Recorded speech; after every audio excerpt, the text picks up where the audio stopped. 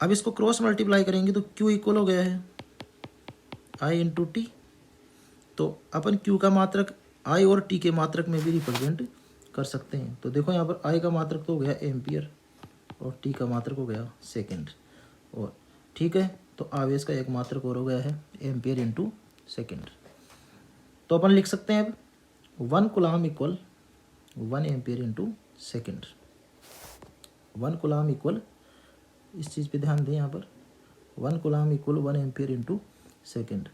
Next अपन बात कर रहे हैं अपन CGS मात्रक, आवेश का CGS मात्रक। CGS मात्रक में एक तो है इलेक्ट्रोस्टैटिक यूनिट ESU। E का मतलब है इलेक्ट्रो, S का मतलब है स्टैटिक और U का मतलब है unit, electrostatic unit, electrostatic unit. इसके बाद में आवेश का दूसरा मात्रक है, ये भी CGS मात्रक ही है। पहला तो अपन ने पढ़ा इलेक्ट्रोस्टैटिक यूनिट मतलब ESU। दूसरा CGS मात्रक है state coulomb, state coulomb.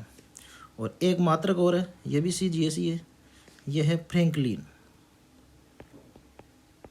FRANKLIN, Franklin. तो CGS मात्रक कितने हो गए टोटल? 3 हो गए। सबसे पहला कौन सा? ESU, electrostatic unit. दूसरा CGS मात्रक स्टेट कूलम और तीसरा CGS मात्रक फ्रैंकलिन। तो आप अपने नोट्स में इन तीनों चीज़ों को नोट करना। CGS मात्रक लिख के हेडिंग डाल के फर्स्ट लिख देना ESU, सेकंड स्टेट कूलम और थर्ड हो गया फ्रैंकलिन। ये तीनों ही CGS मात्रक का ध्यान रखें इसका। इसके बाद में आवेश के अन्य मात्रक भी है। अन्य मात्रकों में सबसे पहले है EMU, इलेक्ट्रोमैग्नेटिक यूनिट। ये चार्ज का विद्युत चुम्बकीय मात्रक है। इसके अलावा एक मात्रक और चार्ज का, जिसका यूज मोस्टली केमिस्ट्री में किया जाता है। ये प्रैक्टिकल यूनिट हो गया, प्रायोगिक मात्रक है। इसका नाम है फेराडे, फेराडे। यहाँ पर समझ में नहीं आया तो ध्यान रखना है इसकी स्पेलिंग FARADAY, फेराडे। ये प्रायोगिक मात्रक हो गया और सबसे बड़ा मात्रक भी है आवेश का ये। अब इनमें रिलेशंस, जितने भी टाइप के आवेश के मात्रक है उनमें आपस में अपन रिलेशंस की भी स्टडी करेंगे। सबसे पहले ध्यान देना, एक कूलम में 3 × 10⁹ ESU होता है। यहाँ साइड में लिख के समझा रहा हूँ। 1 कूलम इक्वल होता है 3 × 10⁹ ESU। ठीक है, ये बात यहाँ लिख रखी है। ESU लिख दो, चाहे से स्टेट कूलम लिख दो। दूसरा है 1 कूलम में होता है 1/10 EMU, इलेक्ट्रोमैग्नेटिक यूनिट। और नेक्स्ट रिलेशन ये है फेराडे में, 1 फेराडे इक्वल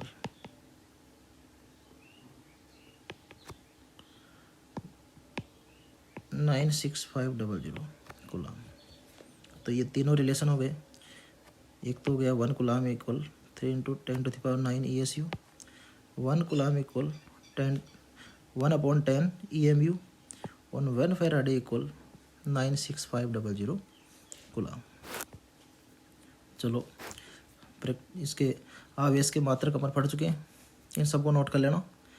अब आगे डिफरेंट पार्टिकल्स, अलग अलग पार्टिकल्स जिन पे किस टाइप के चार्ज होते हैं। सबसे पहले अपन बात कर रहे हैं प्रोटॉन पर आवेश। ये दे रखा है यहाँ पर प्रोटॉन पर आवेश, दिख गया तुम्हारे को? ये प्रोटॉन पर आवेश होता है +E, मतलब 1.6 × 10⁻⁻19 कूलम। ये प्रोटॉन का चार्ज है। दूसरा है इलेक्ट्रॉन का चार्ज, ये लिख रखा है यहाँ पर इलेक्ट्रॉन पर आवेश। इलेक्ट्रॉन का चार्ज होता है -E, मतलब -1.6 × 10⁻⁻19 कूलम। ठीक है। और न्यूट्रॉन, न्यूट्रॉन उदासीन होता है, न्यूट्रॉन पर कोई चार्ज नहीं होता है, तो न्यूट्रॉन का आवेश होता है 0। ठीक है। अब यहाँ पे एक डायग्राम दे रखा है, ये डायग्राम परमाणु के लिए बता रखा है कि कोई भी परमाणु होता है उसके नाभिक में, ये नाभिक बना रखा है यहाँ पर, इस नाभिक में प्रोटॉन और न्यूट्रॉन प्रेजेंट होते हैं और ये चारों तरफ इसकी कक्षाएं हैं, उनमें इलेक्ट्रॉन्स, ये इलेक्ट्रॉन है, ये इलेक्ट्रॉन्स चारों तरफ कक्षाओं में चक्कर लगाते रहते हैं। तो ध्यान देना, यहाँ पर वस्तु को आवेशित करने के लिए जिम्मेदार इलेक्ट्रॉन ही होता है। क्यों होता है इलेक्ट्रॉन? प्रोटॉन क्यों नहीं होता है? क्योंकि किसी भी वस्तु से अपन इलेक्ट्रॉनों को बाहर निकालते हैं तभी वस्तु आवेशित होती है। तो बाहर निकालने के लिए सबसे पहले आसानी किसकी रहेगी बाहर निकालने की? इलेक्ट्रॉन्स की, क्योंकि इलेक्ट्रॉन्स को बाहर निकालने के लिए कम ऊर्जा की जरूरत पड़ती है। प्रोटॉन नाभिक में होता है और नाभिकीय बल प्रकृति का सबसे प्रबल बल है। तो नाभिक में प्रोटॉन मजबूती से बंधे हुए रहते हैं तो उनको बाहर निकालना संभव नहीं है, इसलिए जिम्मेदार इलेक्ट्रॉन ही है वस्तु को आवेशित करने के लिए। नेक्स्ट लाइन है यहाँ पर, जब इलेक्ट्रॉन किसी वस्तु को बाहर निकलता है, जब इलेक्ट्रॉन किसी वस्तु से बाहर निकलता है तो वह वस्तु धनावेशित हो जाती है। इस बात को समझो, किसी भी वस्तु के ऊपर अपन चाह रहे हैं कि उसको अपन धन आवेशित करना चाह रहे हैं, तो आवेशित करने का माध्यम कौन है? इलेक्ट्रॉन। वस्तु से अपन इलेक्ट्रॉन को बाहर निकालेंगे तो इलेक्ट्रॉन अपने साथ क्या ले गया? ऋणावेश ले गया वस्तु का। तो वस्तु में ऋणावेश की क्या हो गई? कमी हो गई, क्योंकि ऋणावेश बाहर चला गया इलेक्ट्रॉन के साथ। तो ऋणावेश की कमी होने का मतलब क्या हुआ? धनावेश का बढ़ना। ऋणावेश की कमी होने का मतलब क्या हुआ? धनावेश का बढ़ना। तो इलेक्ट्रॉन बाहर निकलता है तो वस्तु क्या होती है? धनावेशित। इस बात को समझना ढंग से। जब इलेक्ट्रॉन किसी वस्तु में प्रवेश करता है, मतलब किसी वस्तु में इलेक्ट्रॉन चला गया, तो वह इलेक्ट्रॉन उस वस्तु में नेगेटिव चार्ज बढ़ा दिया, ऋणावेश बढ़ा दिया। क्योंकि इलेक्ट्रॉन के पास ऋणावेश है तो वस्तु में इलेक्ट्रॉन प्रवेश करते हैं तो वस्तु ऋणावेशित हो जाती है। अब नेक्स्ट है यहाँ पर, स्थिर वैद्युतिकी में वस्तुएं 3 टाइप की है, धनावेशित, ऋणावेशित और उदासीन। 3 टाइप की वस्तुएं हैं स्थिर वैद्युतिकी में।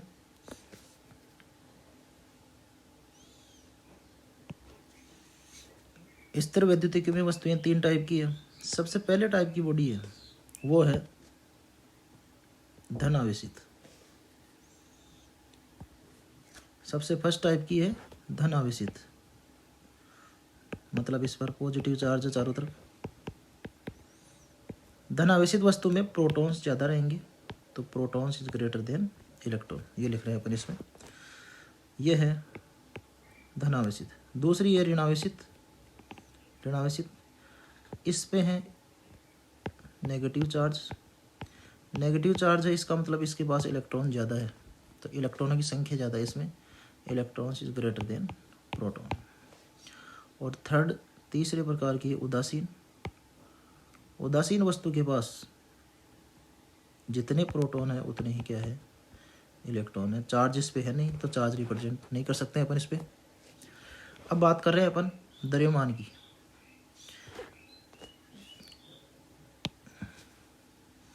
ये वस्तु पॉजिटिव टाइप है। पॉजिटिव कब होती है? जब वस्तु से इलेक्ट्रॉन बाहर निकलता है। तो इस वस्तु से इलेक्ट्रॉन बाहर निकला है, तो इलेक्ट्रॉन बाहर चला गया तो इलेक्ट्रॉन अपने साथ द्रव्यमान भी ले गया है, क्योंकि इलेक्ट्रॉन में द्रव्यमान होता है, तुम जानते हो। जब इलेक्ट्रॉन बाहर निकला तो अपने साथ द्रव्यमान ले गया, तो इस वस्तु का द्रव्यमान क्या हुआ है? घटा है।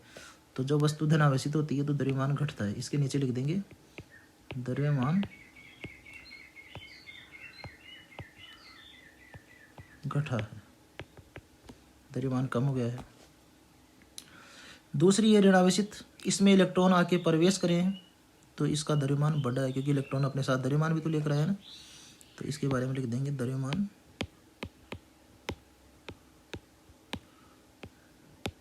बढ़ा है।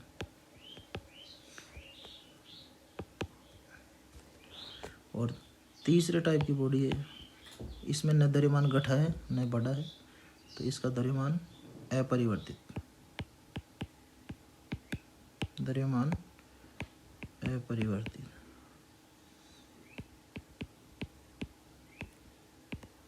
अपरिवर्तित।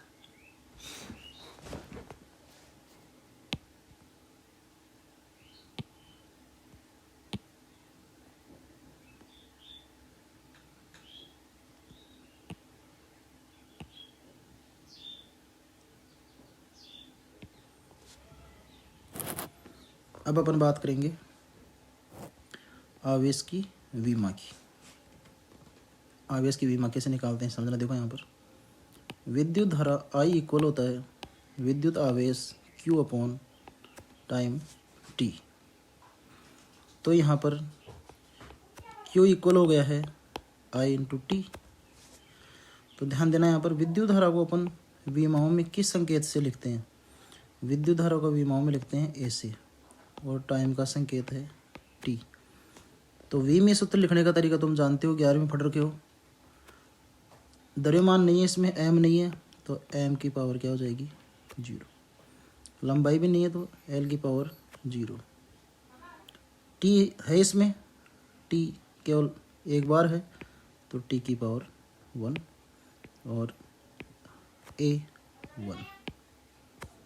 तो ये हो गई M0 L0 T1 A1।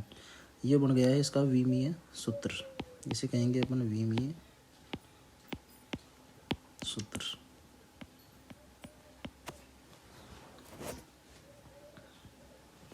ठीक है। अब इसके बाद में अपन बात ले रहे हैं इसमें कि समान प्रकृति के आवेशों में लगता है प्रतिकर्षण बल और विपरीत प्रकृति के आवेशों में लगता है आकर्षण बल। तो ये बात आप अपनी कॉपी में नोट करो। क्या लिखोगे, समान प्रकृति के आवेशों में प्रतिकर्षण बल लगता है। और सेकंड पॉइंट लिखना है विपरीत प्रकृति के आवेशों में आकर्षण बल लगता है। ये दोनों बातें आप कॉपी में नोट करना। और इसके बाद में डायग्राम मैं बना रहा हूँ। दोनों लाइनें लिखने के बाद में आप इसमें नीचे एक डायग्राम भी बनाना। मैं 2 प्लस चार्ज ले रहा हूँ यहाँ पर। ये प्लस चार्ज दोनों एक ही बिंदु से लटकाए हुए हैं लेकिन दोनों एक दूसरे से दूर है। क्यों? क्योंकि इनके मध्य लग रहा है प्रतिकर्षण बल। क्या लग रहा है इनके बीच में? प्रतिकर्षण बल।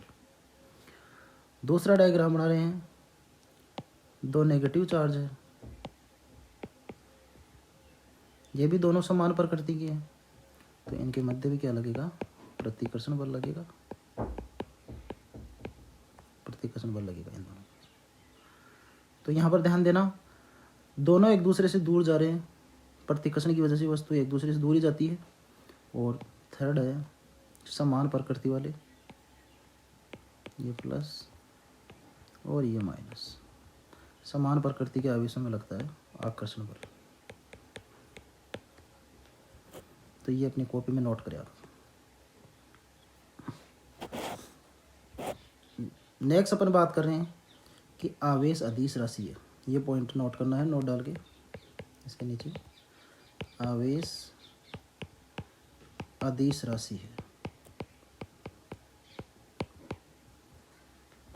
ठीक है। अदिश राशि है आवेश, तो कहीं पर भी अपन को आवेशों का यदि टोटल करना है तो वहाँ पर उनका होगा बीजगणितीय योग। कहीं पर भी किसी भी आवेश का अपन को सम करना है, जैसे कोई वस्तु है इसके ऊपर +7 कूलाम है, -3 कूलाम है, +5 कूलाम है, तो कोई तुम्हारे को ये पूछ ले कि इस पर टोटल आवेश कितना है, तो अपन को बीजगणितीय योग करना पड़ेगा, क्योंकि अदिश राशियों का बीजगणितीय योग ही होता है। और बीजगणितीय योग का मतलब क्या है? इनको चिन्ह के साथ जोड़ दो। जैसे प्लस वाले को प्लस में लिख दिया, माइनस वाले को माइनस में लिख दिया, फिर +5 है इसको प्लस में लिख दिया, और टोटल का यूनिट है यहाँ पर कूलाम। तो इनको टोटल करो, 7 और 5 क्या हो गया? 12 है। और 12 में से -3 जाएगा तो कितना बचेगा? 9। तो टोटल सम आ गया इसका 9 कूलाम। तो टोटल चार्ज हो गया वस्तु के ऊपर। तो ये है टोटल चार्ज ज्ञात करने का तरीका।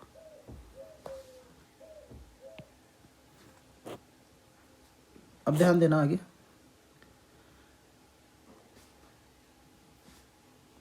किसी भी वस्तु का आवेश वेग पर निर्भर नहीं करता है। मतलब यदि किसी वस्तु का वेग बढ़ा दे, घटा दे या उसको रोक दे, वेग 0 कर दे, तो आवेश पे कोई फर्क नहीं पड़ेगा। ये ध्यान रखना है। आवेश वेग पर निर्भर नहीं करता है, लेकिन यहाँ पे नेक्स्ट बात ध्यान दो, जबकि द्रव्यमान वेग पर निर्भर करता है।